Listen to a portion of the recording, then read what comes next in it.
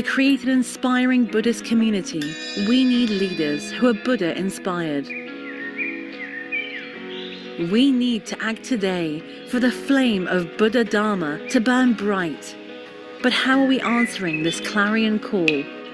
To respond to this pressing need, the Center for Research and Dharma Leadership Enhancement was launched on 22nd of June 2019. The CRADLE's strategic role is to develop Buddhist leaders with the right mindset and skills that can inspire the Buddhist community. We take inspiration from the Buddha as a visionary leader and apply his exemplary approaches in today's context.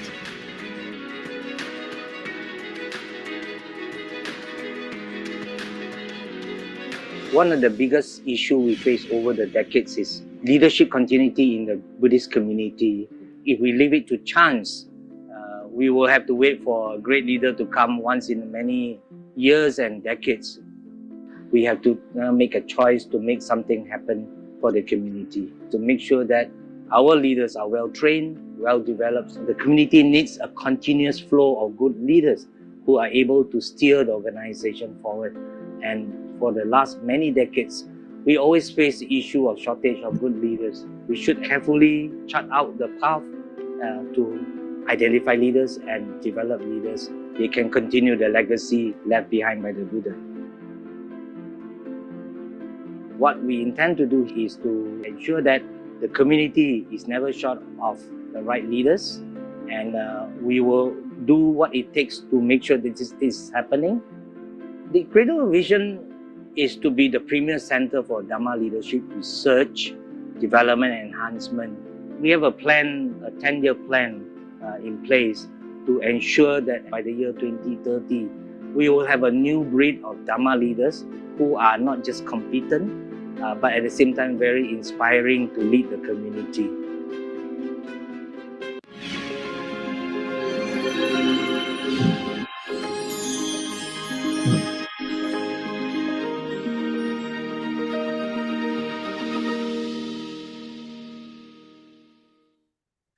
Welcome, ladies and gentlemen, brothers and sisters.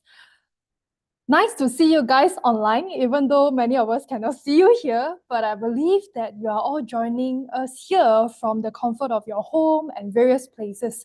And we understand that there are a few watching parties as well in all parts of Malaysia and also outside of Malaysia. Welcome to the premiere of the Awaken Leadership series. Now, to start off the session, we would like to invite the Assistant Director of the CRADLE, Didi Singhuat, to give us his opening speech. Thank you, Didi Kimberly. Glad evening and Suki Hontu. Firstly, I would like to welcome everyone to the inaugural Awaken Leadership series talk show hosted by the CRADLE. The CRADLE was set up with a vision to be a premier center for Dharma leadership research, development, and enhancement in transforming the Buddhist community.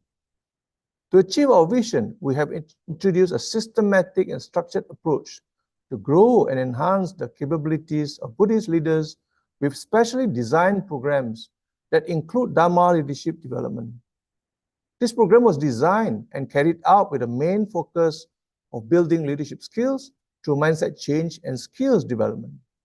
The key lessons in this program were taken from the teachings of a great teacher, Lord Buddha. This talk show was mooted and conceptualized in line with our vision to develop Buddhist leaders. Through this show, we hope that more people from the community will get to know our monastic and layman leaders better, as they have done so much for the growth and development of Buddhist community. We deeply appreciate their great contributions and are grateful for their leaderships and guidance. It is not easy to be leaders. Through the talk show, we look forward to learning from and be inspired by how our leaders have skillfully managed to face and overcome all types of challenges, key solutions, and lead a community successfully. What our leaders have gone through and skillfully overcome has benefited Buddhist community at large. The Buddha was a great teacher. He spent 45 years upon his enlightenment to expound the Dharma that was beautiful in the beginning, beautiful in the middle, and beautiful at the end. His action was done out of compassion for mankind. At the same time, he was a great visionary leader in many ways. Just like the Buddha, our monastic and layman leaders have led the Buddhist community successfully in current times. From this talk show, we hope to gain more insights with regard to their leadership style and how they motivate and inspire others to undertake Buddhist missions. There are takeaways we can learn from our leaders. I also hope that through this talk show, there will be more awareness on the importance of having capable and inspiring leaders to ensure the continuity growth of Buddhism. Thank you. Thank you very much, Didi Senghuat. So there was the sharing from our Assistant Director of the CRADLE. And also for our brothers and sisters who have just joined us here online, you are actually catching us live on YouTube. Do share this link around to all your friends and families to join us for this premiere of the CRADLE Awaken Leadership Series. Now, after Didi Senghuat's speech, I would like to invite the host of our session today. So let us welcome our host, Datuk Sri Dr. Victor Wee, to lead this session.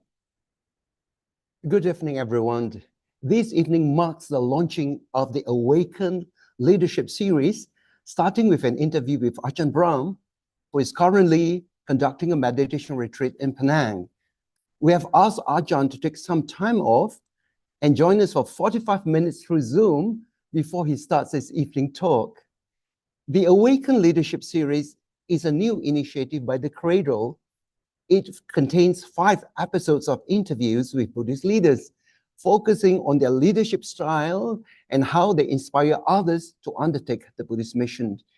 Now, from these interviews, it is hoped that the insights shared will inspire our audience to become stronger leaders in their own fields, or to be inspired to forge ahead with some new initiatives. Each episode lasts about 30 minutes, and it focuses on the mindset, motivation, and wisdom of our leaders.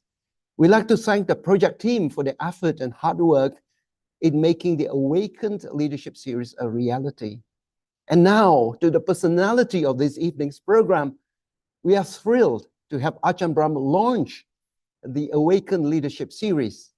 A renowned Buddhist monk, author, and speaker, Ajahn Brahm brings a unique perspective on mindfulness, resilience, and effective leadership.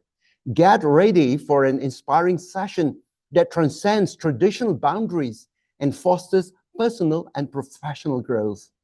Now, before we start off with the interview, we will screen a snippet of the interview with Ajahn Brahm that was conducted by Sister Noel Lim, a former presenter at BFM.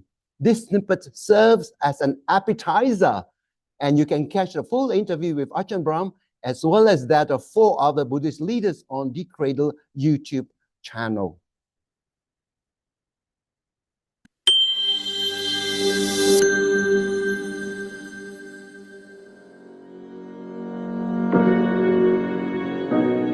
Ajahn Brahm, will you ever disrobe?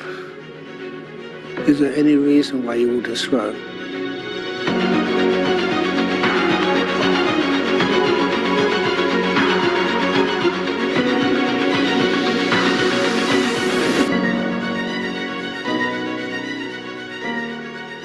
Ajahn Brahmavaṃso is the abbot of Bodhinyana Monastery and spiritual patron, advisor, and director of several Buddhist organizations across the world.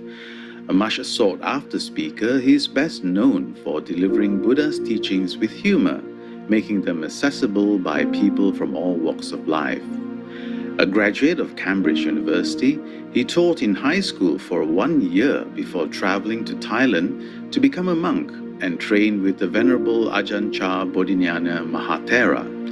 In 2009, his actions of facilitating an ordination ceremony for Bhikkhunis, the first time for the Thai forest tradition, led to his removal from the Ajahn Chah Forest Sangha lineage.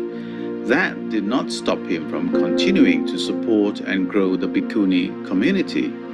For his tireless work, Ajahn Brahm was awarded the Order of Australia, General Division Medal, for services to Buddhism and gender equality.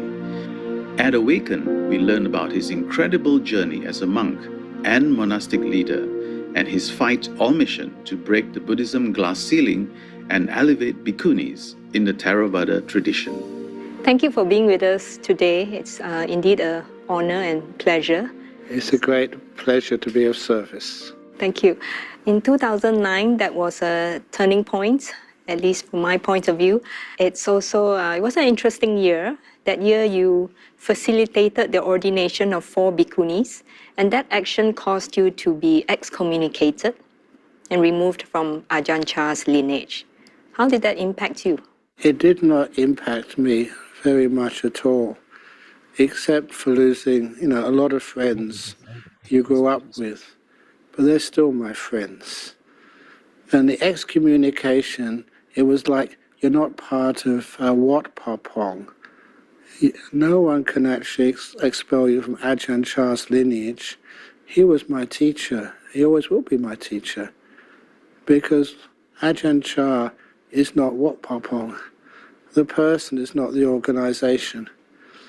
And it was very much worth it, because now we have very, very strong Bhikkhuni monasteries, not just in Perth, but in many other places of the world.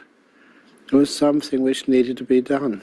And because it was supported by the monastic rules, the Vinaya, no one could actually just criticize me for that. Actually, at the time I thought this, I don't want to be part of that organization.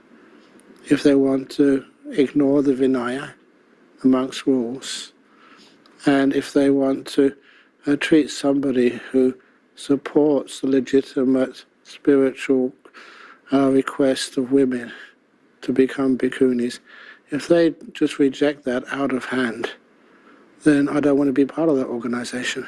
As a monastic leader, why is it important to support the Bhikkhunis? I'll give you 2 or 3 examples.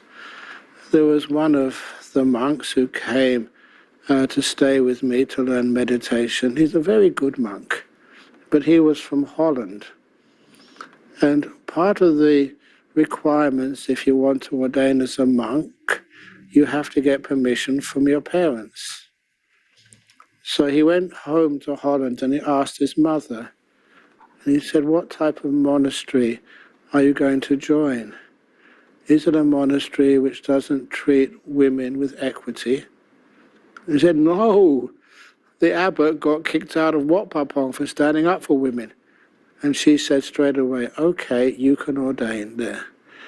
I feel happy that my son is actually ordaining in a place which is reasonable." And even more recently, just about 3 or 4 weeks ago, I went to give some teachings in Norway. And there in Norway, there's one of the disciples who's setting up a monastery. And it's required by the government to have equity. When he read of some of the other organizations, Buddhist organizations, that read their constitution, and he could not believe it, that they were forbidding Bhikkhuni ordination in their monastery. He was saying this is illegal. In many parts of Europe, especially Scandinavia, that will make people look at Buddhism as some misogynistic, ancient religion which has no place in our modern world. It's like, imagine if we had a monastery here and say Africans could not become monks. Would that be fair? You'd not be able to get away with that. There is some understandings of the fairness which even government agencies have to practice towards people of different genders, people who are like disabled with polio. Of course you've got to treat people as fairly as you possibly can. And the idea of a religion, a spiritual path, not practicing like that, is just unbelievable. So it's wonderful what we did. And it's only a matter of time that those sorts of ideas will become commonplace. It will have the full tradition of Bhikkhunis in Malaysia, in Thailand, Sri Lanka, Burma, the whole world.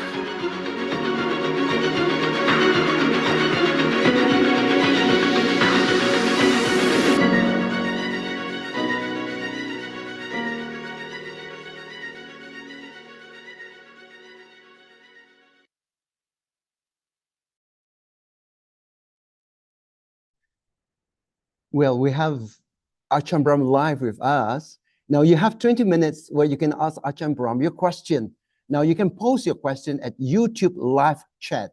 Let me begin with the first question to Ajahn Brahm. Ajahn Brahm, you have been doing amazing work in running your monks and nuns factory in Australia, which is experiencing growth. Can you tell us what fuels this growth?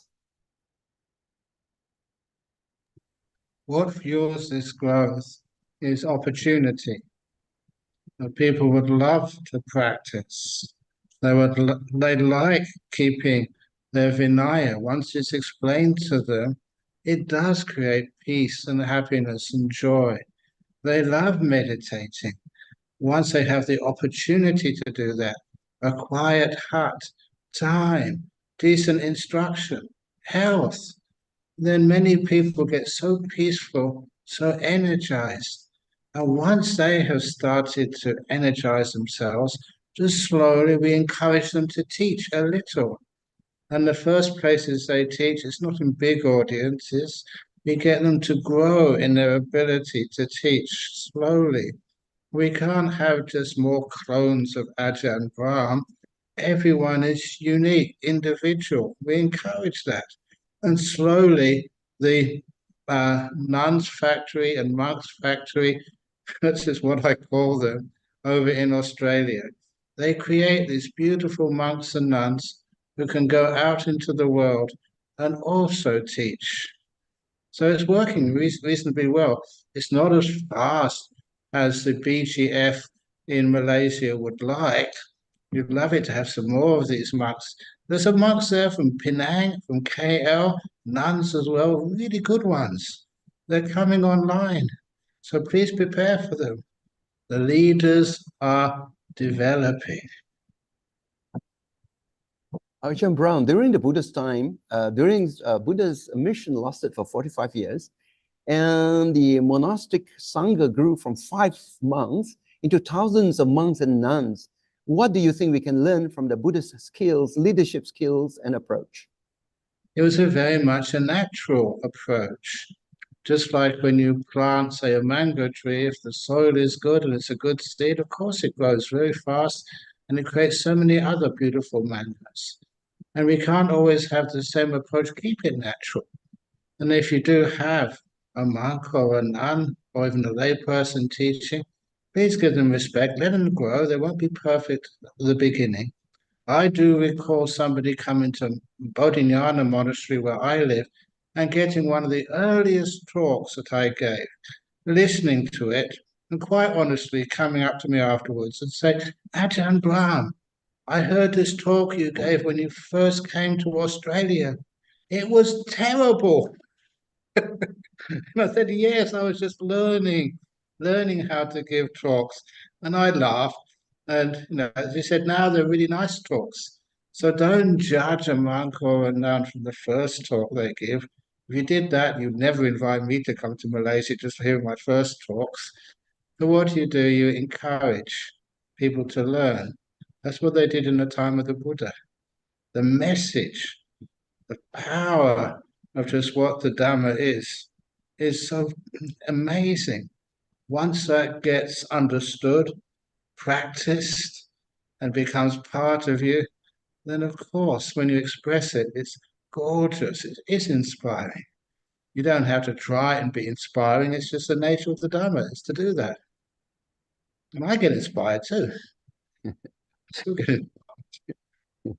Haven't stopped. Yeah, Ajahn Brahm, there's a question from the audience. The audience asked, Ajahn, are you going to set up a monk's factory in Malaysia? Okay. I won't, but you can. In other words, you get and try and set something up somewhere. Be innovative. You know, it's hard to get a block of land. It's hard to sort of get buildings. But you know, when you say a forest monastery, the Aranya does not mean forest. It means like wilderness. It means quiet area. You know, sometimes you can go in these multi-story buildings, the top 2 stories or 3 stories. It's incredibly quiet. Innovate, see things in a different way, find out what works, where you can have quiet, peace, simplicity, and then it's amazing what you can do. Think out of the box, not in the box, and see if innovation can take you to monasteries, which may be in multi-story buildings at the top, but so quiet and peaceful, more peaceful than the forests, where monks and nuns and lay visitors can go on retreat. And it's quiet, and there's no noise, and it's comfortable, and you're well fed, and you can have every one of the requisites which you need, but in a situation which you never expected. I'd love to see innovation. Ajahn, there is a question about Bhikkhunis. The question is that, is reviving the Bhikkhuni Sangha significant? Why must ladies put on the robes if they can attain liberation by being an 8th preceptor? It's really difficult being an 8th preceptor, attaining liberation. The Buddha, you mentioned his mission. That was his mission. When I read those sutras in Vinaya in Pali, it was so obvious. The Buddha, after his enlightenment, was asked by Mara, you know, there you enlightened, oh, I give you that. Now just go into parinibbana, disappear, because teaching is very hard. And what the Buddha said, I will not enter parinibbana until I've established the fourfold assembly, a strong monks' sangha full of enlightened beings, a strong women's sangha, Bhikkhuni sangha, full of enlightened beings, lots of lay followers, men and women. The 4 parasa, he said, I will not go into parinibbana until I've achieved that. And in the Chapala shrine at Visali, 3 months before his parinibbana, that's when Mara asked him, you've done very well, now's the time to go into parinibbana. And the Buddha admitted, yes, my mission, which I've said to you so many years ago, has been completed. It was part of his mission to create a strong Bhikkhuni Sangha.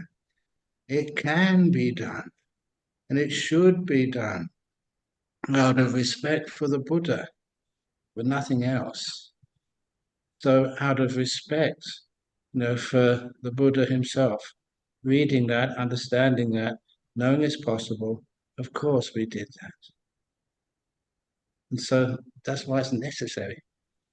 And saying you can become, okay, it's maybe possible, but not that possible as an 8th preceptor. You might as well say it's possible as an 8th preceptor man, you know, to become fully enlightened. Does that mean I should disrobe and become an 8th preceptor? No way. And I said earlier, suppose you say that an 8th precept African can be enlightened, so you don't need to ordain Africans. That is racist. You can't get away with stuff like that.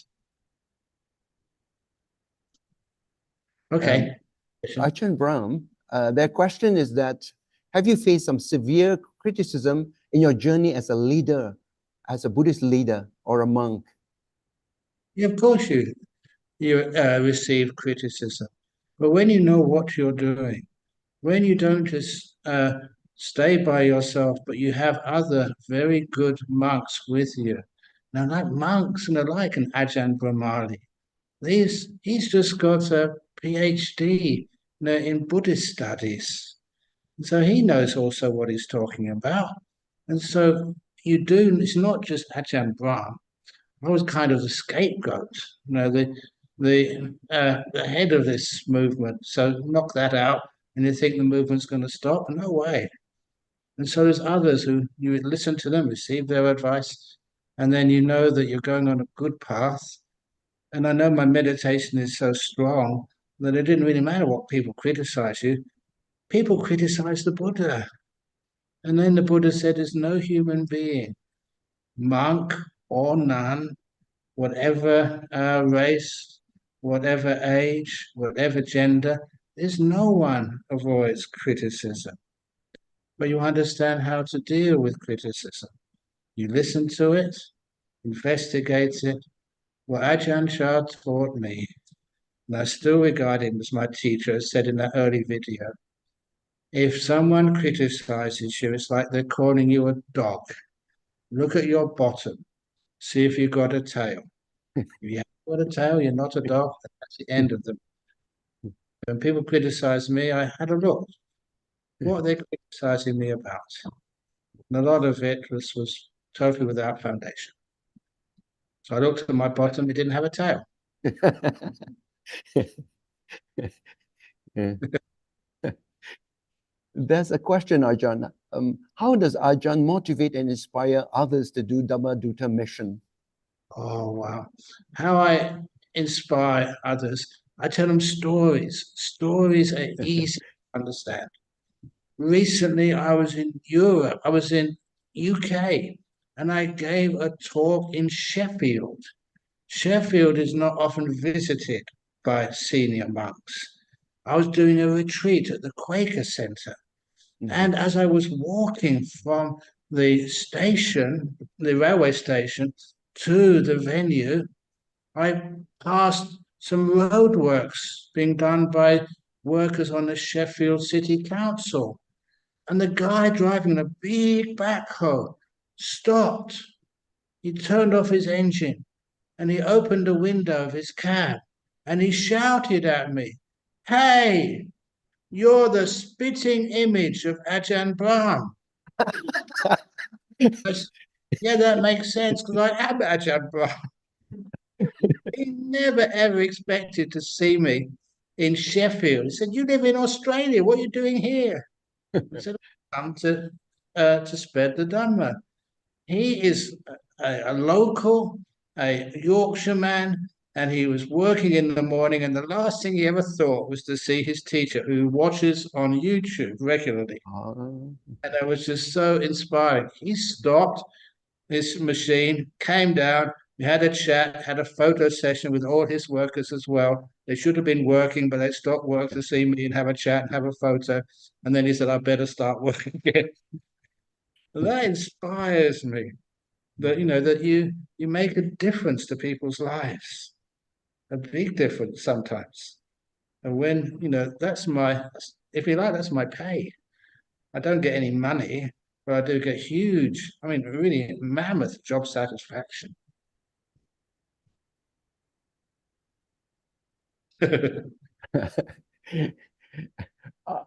Ajahn Brahm, having humor is definitely an important quality of a leader. What is your secret recipe of having an abundant amount of humor?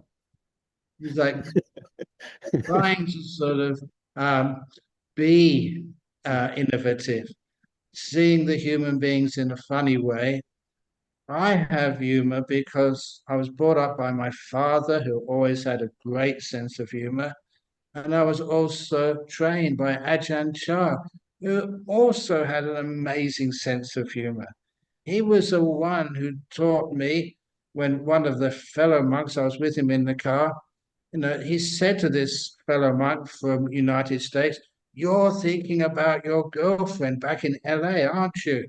And this monk went red-faced. He said, "Yes, you've been reading my mind." Ajahn Chah said, "We can help you in that." How? Next time you write to your girl, this was a novice monk he was talking to. Next time you write to your girlfriend in LA, ask her to send you something personal, something you can be reminded of your dear, lovable girlfriend. Is that allowable? And Ajahn said, "Oh, yes, that's allowable." Now I realized he was up to something. Ajahn Chah said, ask her to send you a little bottle about this size with some of her SHIT in it, her feces. So every time you miss your girlfriend, you can open the top up. Oh no. Say, "Oh, girlfriend, oh, I miss you so much." Ajahn Chah had a crazy sense of humor. And that's why we could say similes like that, which I never ever forget. And I don't think you can forget that either. Humor is an important teaching tool. These days it's called info entertainment. You give the Dhamma and you tell a funny story, and people can't forget it. Or as one other monk said, once people are laughing, your audience is laughing, their mouth is open, and that's when you can put in the pill of Dhamma. Ajahn Brahm, when I was in Australia, I read an amazing book by you, Opening Up to Kindfulness. And in fact, I was so inspired by the book that I was, I'm sponsoring the publication of this book. It contains so much stories and humor inside the book and a lot of practical wisdom for happy living. Maybe can you tell us a little bit about kindfulness? Why is the concept of kindfulness so important? Because mindfulness is not enough. Mindfulness is a little bit too intellectual. And if you try to be mindful, it takes too much effort, too much personal control. And kindfulness is something so much more natural. If you have, I don't know, if you have a pet at home, a dog, you can stay with your dog and you can stroke it, play with it, because you're kind to it and it makes you be with that object with far greater ease. So when you have kindness and mindfulness, it's much easier to stay on that object and allow it to develop. The really big story for those who are a bit more intellectual is the story of the 1,000-petal lotus. A lotus opens up only because of the warmth and light from the sun. The light from the sun is mindfulness. The warmth is the kindness. You need kindness as well as awareness to open up your mind and get into deep states of samadhi, of stillness, which is necessary for insight. When people leave out kindness, they don't make any progress on the path. And it's not just progress on your personal practice, it's being an effective teacher. I think, Victor, Dr. Victor, that I'm a kind monk. We had some many good times together, memories together, and that's because of kindness. It makes you a really nice, good friend. So kindfulness is that one step beyond mindfulness. And if you want to, say, be aware of your breathing, please be kindful to it. Not just mindful, the kindness as well. Then you're the best of friends with your breath, which is so easy to watch. One very last question, Ajahn, that this is, may I know why the Buddha has initially turned down the request for the ordination of bhikkhunis? That I'm not sure. What I do know is maybe initially he said no, but then said yes. And it's a bit of a controversial thing, because even though he said no at that time, he also said that was one of his duties. He planned that from the very beginning to ordain bhikkhunis. So I asked myself, why did he plan until Mara is going to ordain bhikkhunis, and only after he's established bhikkhuni sangha can he pass away into parinirvana? Why did he say that first? And so I'm not really sure if that did actually happen, or it was some means to test out to see if Mahapajapati was really committed to doing that. It reminds me of Ajahn Chah, when the people from Perth came to see him and asked, "Can you please send some monks over to Perth?" And he said, "Yes, I will." But he never did anything for 12 months. And after 12 months, they went to see Ajahn Chah from Australia over to to Thailand and said, "You promised to send us some monks. Why haven't you?" And he said, "I was testing you to see whether you're really serious, committed to looking after monks. You've written me many letters. Now you've come to see me 1 year after I first said yes. So you passed that test. Now I'm going to send you 2 monks." And he did. Sometimes when somebody is, say, setting up a group or a monastery, it's easy to say that. It's even easy to set it up, but can you continue and maintain that interest and also look after, say, the monks who come and serve you? There's many things we can't do by ourselves. We do need that support to live. You want to make sure you can actually do that. So that is my theory there, is that because he always wanted to ordain bhikkhunis from the start, that if he did say no to Mahapajapati, first of all, it was only as a test to see if she really is committed. And the most important thing is that eventually he did. The Buddha gave that permission. The Buddha agreed to it, and the Buddha celebrated it.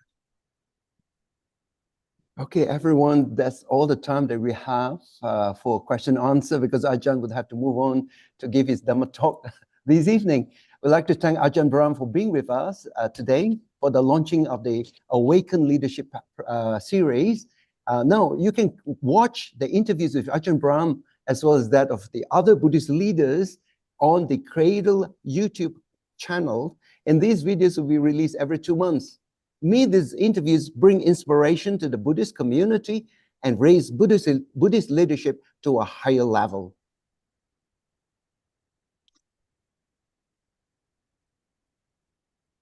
Well done. Thank you very much, Ajahn Brahm and also Datuk Sri Dr. Wee. So over here, we would like to close our launch for the first ever episode of the CRADLE Awaken Leadership series.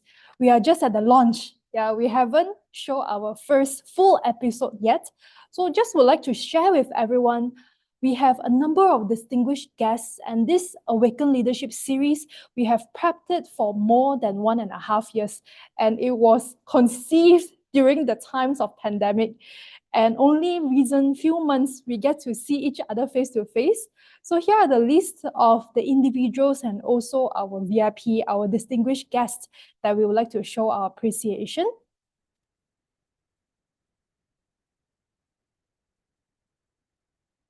And this is the BTS behind the scene crews.